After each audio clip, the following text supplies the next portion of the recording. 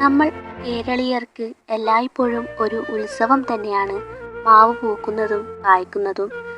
ഇനി അങ്ങോട്ട് മാങ്ങയുടെയും ചക്കയുടെയും ഒക്കെ സീസണാണ് വരാൻ പോകുന്നത്. മാവൊക്കെ പൂത്തു തുടങ്ങി. മാങ്ങ അച്ചാർ, മാങ്ങാ കറി, ഉപ്പിലിട്ടത് തുടങ്ങി എത്രയെത്ര വിഭവങ്ങൾ ഇനി മാങ്ങ കൊണ്ട് നമ്മുടെയൊക്കെ വീടുകളിൽ ഉണ്ടാവാൻ പോവുകയാണ്.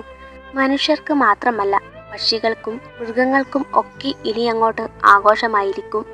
മാങ്കരി വീഴുന്നേരം ഓടിച്ചെന്ന് എടുക്കേണ്ടോൻ പൂങ്കുല തല്ലുന്നത് തല്ലുകൊള്ളാഞ്ഞിട്ടല്ലേ ഇന്ന് വൈലോപ്പിള്ളി കുറിച്ചതും ഇതേ മാമ്പഴത്തിനെ കുറിച്ചാണ്. കിളിച്ചുണ്ടൻ, മൂവാണ്ടൻ, മുള്ളൂർ തുടങ്ങി പല പേരുകൾ പറയുമെങ്കിലും മാങ്ങ എല്ലാവർക്കും പ്രിയപ്പെട്ടതാണ്. മാവിനെക്കുറിച്ചും മാങ്ങയെക്കുറിച്ചൊന്നും അധികം പറയേണ്ട കാര്യമില്ലല്ലോ. മാവിൻ കൊമ്പിലിരുന്ന് ഊഞ്ഞാലാടിയും പഴുത്തു വീഴുന്ന മാങ്ങകൾ കഴിച്ചുമൊക്കെയാണ് നമ്മുടെയൊക്കെ ഓരോ കാലഘട്ടവും മുന്നോട്ട് പോയിക്കൊണ്ടിരിക്കുന്നത്. ഉപ്പും മുളകും കൂട്ടി സഭ കൂടിയിരുന്ന് പ്രായഭേദമന്യേ ഇന്നും നമുക്ക് കഴിക്കാൻ കഴിയുന്നുണ്ടെങ്കിൽ ഇവൻ നമ്മുടെ രാജാവ് തന്നെയാണ്.